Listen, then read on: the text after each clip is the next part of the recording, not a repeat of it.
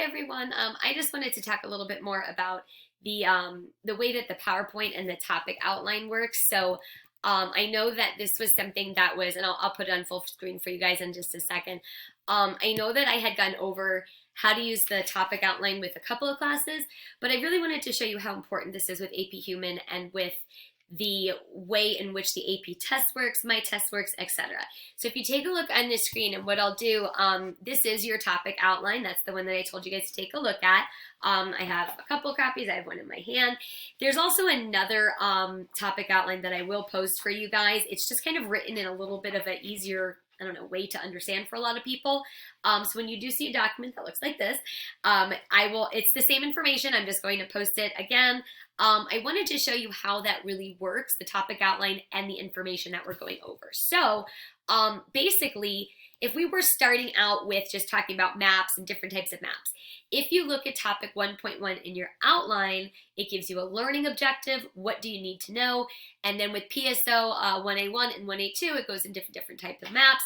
What I would highly suggest to do is to highlight, literally highlight line by line, everything that we talk about. And that way, if there's anything that's left out, you guys can let me know and we can go over that before the exam. So this is just going over some of the stuff that we had already talked about and some of the stuff that we still need to talk about. The slide that you're looking at goes over what a reference map is and what a thematic map is. Again, reference is to find something. Thematic tells a story. In the bottom of this slide, you're going to see where it says different types of reference maps. There's physical, political, road maps. A plat map is something that basically shows you like plots of land. And then topographic maps, which show you elevation. If you take a look at these are just examples of different types of reference maps. Again, you're looking for places. It's not necessarily telling you a theme. These are different types of thematic maps. You have an isoline up there. You also have a cartogram, a different kind of cartogram than the one that I showed you before.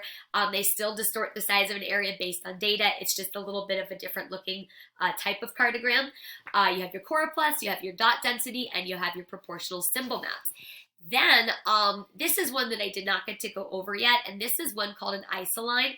This can show up on your AP exam. It can show up in my test. An isoline map, and I'll get to it more a little bit later, but they're basically maps with lines on it. They're very easy to spot. Usually the closer together the lines get, the more of something. The further away they are, the less of something. If you're talking about one like this, which is actually talking about the temperatures, the further away they get, you're going to see the different areas of temperatures, like the different temperature readings. You can also use isolines for topographic maps. So again, the closer together the lines, the more high up in elevation. The farther away the lines are, the lower the elevation is on a map. We did talk already about choropleth maps. This is actually a choropleth map that showed you unemployment rates as of 2016. So again, they tell you a story. This is another dot map. Now, I had shown you a population dot map, but they could be used for anything. This is showing you where cell phones are actually located. So again, every dot equals something. This is showing you cell phone areas, cell phone towers. Another type of thematic map, which we did not do, is called the graduated symbol map, and this you actually have to know. This will be on your test. So a graduated map, I explained it, but I don't think I had you guys write it down. The larger the symbol, in this case a circle, the more of something. The smaller the symbol, in this case a circle, the less of something. This specific one is talking about U.S. oil consumption. And this just goes a little bit more into the isoline, so if you guys want to take a look at this later, you can. This is just another example of isoline. A lot of times, isolines will be used when talking about weather phenomenon, and this was talking about precipitation, rain. These, again, cartograms, it doesn't have to look like the crazy cool ones I showed you last time. It can look like this. This is a cartogram as well. The smaller the country, the less of something. The larger the country, the more of something. This type of cartogram is a little bit easier to read than the crazy ones that I showed you guys before, but the same information still stands where the more, and this is population, the larger the population, the larger the country appears. The good thing about this kind is they actually label the countries for you. So then, if you go into your topic outline, the very next thing that you guys should have in Unit 1 is PSO 1A2, where it talks about spatial patterns in maps. So with that, then it goes into something called absolute and relative location and relative distance. So this goes with the 5 themes of geography that I actually went over for you guys, or I had you guys watch this. You will need to know the difference between absolute and relative. Absolute is going to be an exact place. A relative is going to be what is it near, what is it by. You can also use these 2 terms when we talk about distance, which we'll talk about in a moment. So absolute and relative distance.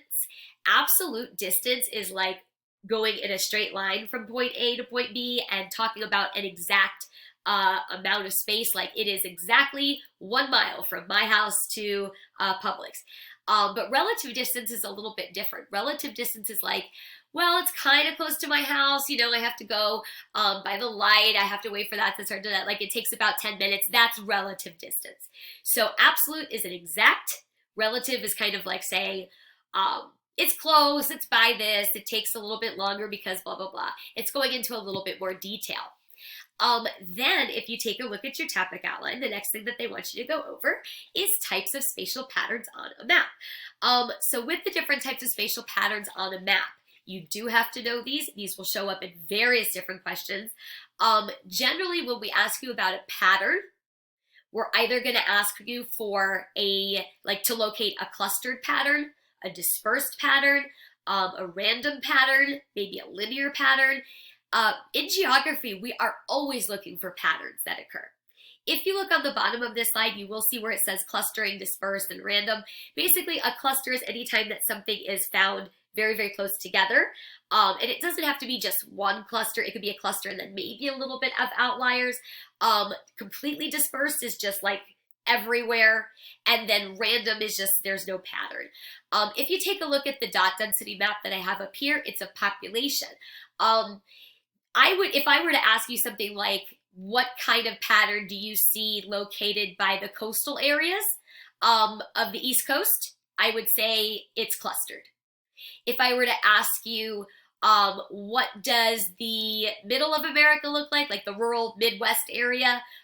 Very dispersed. So basically, it's just whether or not you see a lot of things close together, clustered, or sparsely populated on this map, or widely separated, that would be dispersed. If there really is no pattern, then it would be random. And I'll kind of get back to this later. As we go through map by map, we're going to look at patterns. Patterns is the basis of geography. Then if you take a look at PSO 1A3, this is where it talks about all maps are selective. So this is when we went into the different types of map projections and the fact that they are all distorted. Where are they distorted? Are they distorted by the poles, etc.? And we went over different types of map distortions. They're not necessarily going to ask you where is the distortion on the map. They're going to ask you, why is it distorted? Why is any map distorted? How come map projections are distorted? And again, that's more to the point where you cannot take a 3D object and put it onto a flat surface.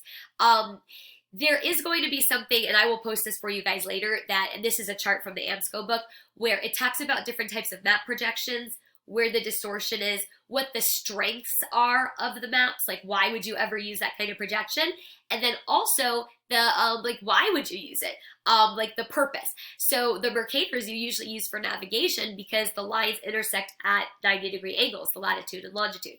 So there's going to be different uses for them. It's not the most harped up thing in 8-bit human geography, but they do want you to know why there is distortion.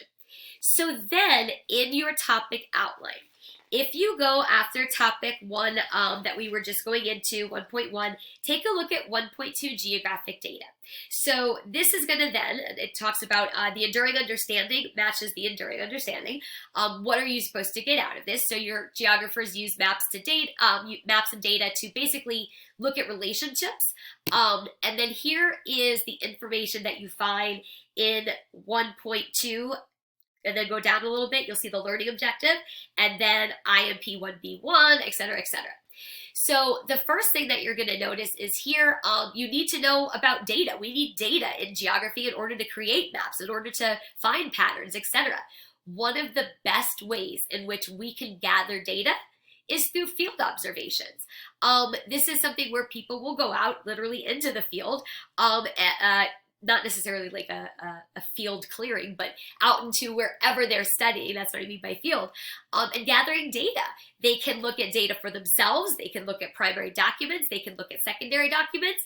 And then they will take that data and they will put it into something. They will collect that data and they will put it into something, be it a software program that will generate maps, or simply draw it out. But they will be able to use that data and put it on a map and find information. Within that, there's two very important methods and distinctions of data that you do have to know, and I did put them for you in red. They're qualitative and quantitative data. So quantitative is like measuring actual stuff, and qualitative is like the overall picture. So quantitative is like how many people live in an area, or how hot is it right now in Florida. Qualitative is more like what is it like in an area. How what is the general disposition of the people in an area? That is qualitative. You're kind of looking at the overall people. Okay, so there's quantitative, think of numbers with quantitative, and qualitative is more of an overall picture. Then this is 1B2, geographic data, also extraordinarily important. So GIS, Geographic Information Systems, is one of the newest, most important technologically forward thinking, like ways in which we are now using geography, which I will actually show you a little bit later.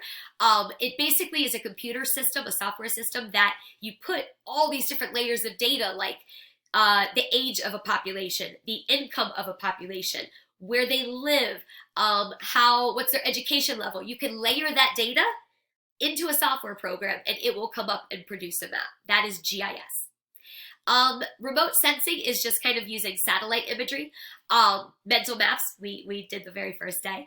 And GPS, global positioning systems, is like using satellites to pinpoint your location on Earth. Like finding your exact location.